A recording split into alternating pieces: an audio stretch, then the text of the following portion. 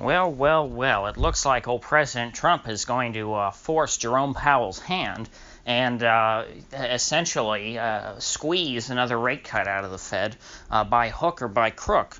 Now, the president was very disappointed in the Federal Reserve yesterday after Chairman Powell announced that there was going to be only a 25 basis point rate cut as opposed to, a 50 basis point rate cut, which would have been a little more extreme. And he also said, this is not the start of an easing cycle. It's not like we're going to be cutting at every meeting now. All this is just, he called it a mid-cycle adjustment, implying that rates are not going to change now after this for quite a while.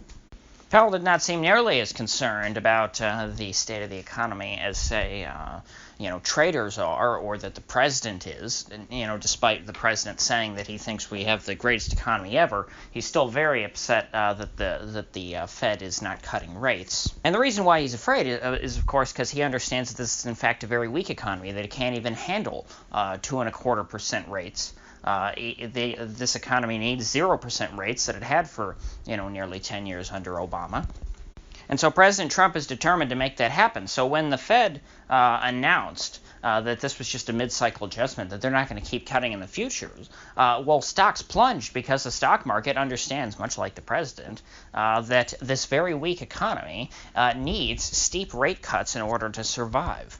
Powell went even further during his press conference and said, since this is just a mid-cycle adjustment, who says that, we're going to have to cut rates, from 2% at this point, when the recession finally comes, because, we may have a chance to actually hike rates in the future before the end of this business cycle. The markets really didn't like that. So, of course, after such a steep sell-off on Fed Day, on Wednesday, you would have expected on Thursday that we would have had a bit of a rebound and maybe recovered some. And actually, in the morning on Thursday, we had recovered back most of the losses from Wednesday to the point to where there was only a bit of a dip.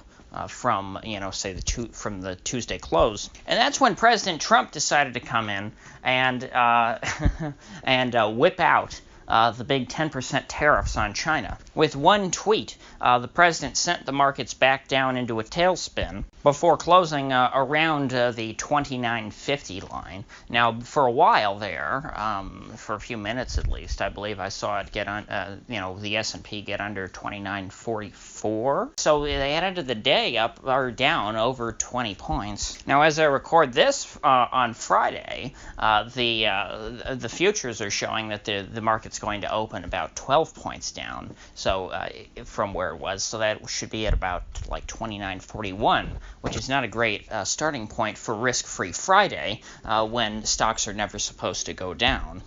Now, to the uninitiated, Trump's tariff decree may seem kind of crazy, considering that the stocks were already weakened the day before by Powell's news. Why would he try and do even more damage to the economy with these tariffs? You must think, oh, Trump's such a buffoon. When in reality, Trump is very transparently reacting to the Fed. That's exactly why he whipped out these new tariffs, because the Fed didn't cut enough. Because what the President Trump is hoping, if the Fed and Powell don't see that the economy is weak enough now to warrant more rate cuts, well, then Trump will just have to make it even weaker so that Powell will understand and so that he will start cutting. And then as soon as Powell cuts as much as Trump wants him to, then Trump can just take the tariffs off. Because he knows that once rates are cut, Powell's not going to dare raise rates again. So all Trump has to do is get Powell to cut.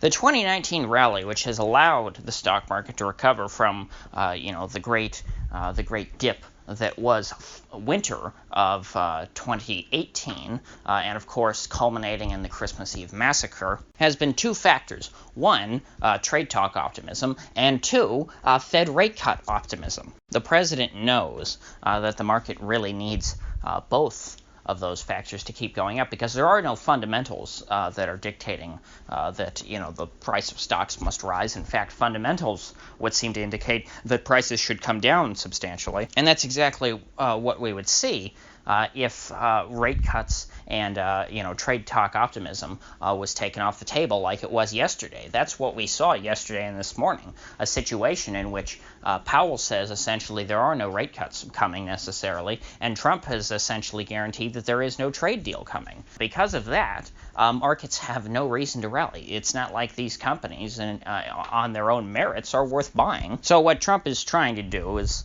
of course, force Powell to cut, because Powell knows that he doesn't want the market to crash on his watch, because then he'll look bad. Because he looks back at, say, Janet Yellen and Ben Bernanke, and they says, oh, those people were so admirable. And, of course, Alan Greenspan, oh, he's so perfect. I want to be just like him. Well, that means you can't let stocks go down. And so if Trump puts these tariffs on China, Powell will capitulate and he will cut rates just to compensate for it.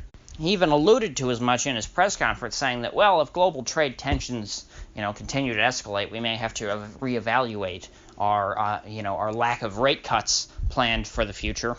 Now, I would expect in the wake of all this that the Fed's going to start rolling back, as I said before, Powell's rather hawkish comments. They're going to try and downplay all of this now baked-in expectation that there won't be a rate cut in September. But of course, the markets have already figured out that there's going to be a rate cut in September after Trump, without the Fed saying anything to walk back what Powell said.